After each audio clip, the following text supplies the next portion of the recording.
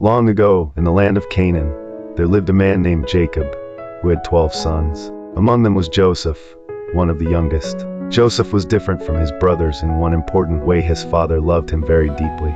Jacob gave Joseph a special, beautifully made robe, a sign of favor and affection. This made Joseph's brothers feel overlooked and jealous, and over time, their jealousy began to grow into resentment. Joseph also had something else that set him apart: dreams.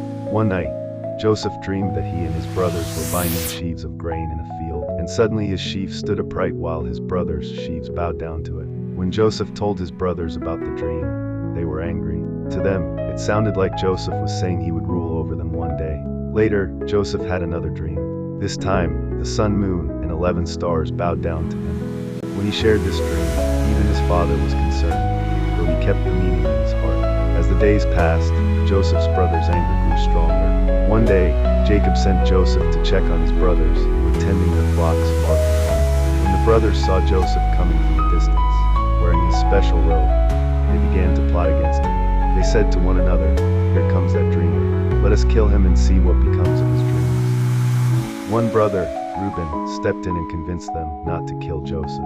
Instead, they threw him into an empty pit. Joseph cried out to them, but they did not listen. While they sat down to eat, they saw a group of merchants traveling to Egypt. Another brother, Judah, suggested selling Joseph instead 20 of shekels. Done. So they Take pulled him. Joseph No, out of brothers, the pit please. and sold him for silver. Then they dipped his robe in animal blood and sent it back to their father, making Jacob believe Joseph had been killed by a wild animal. Joseph was taken to Egypt, far away from his family.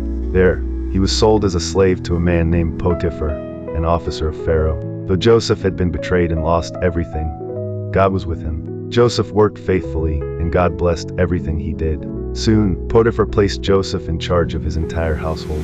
But trouble came again. Potiphar's wife falsely accused Joseph of wrongdoing, and Joseph was thrown into prison. Even there, God did not abandon him. Joseph earned the trust of the prison guard, and was put in charge of the other prisoners. God gave Joseph the ability to interpret dreams, and he correctly explained the dreams of 2 men who served Pharaoh. Years later, Pharaoh himself had troubling dreams that no one could explain. At that moment, one of the former prisoners remembered Joseph.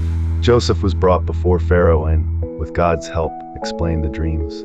He said they revealed that 7 years of great abundance would be followed by 7 years of severe famine. Joseph advised Pharaoh to prepare wisely. Pharaoh recognized God's wisdom in Joseph and placed him in charge of all Egypt, second only to Pharaoh himself. During the years of abundance, Joseph stored food. When the famine came, people from many lands came to Egypt for grain, including Joseph's own brothers.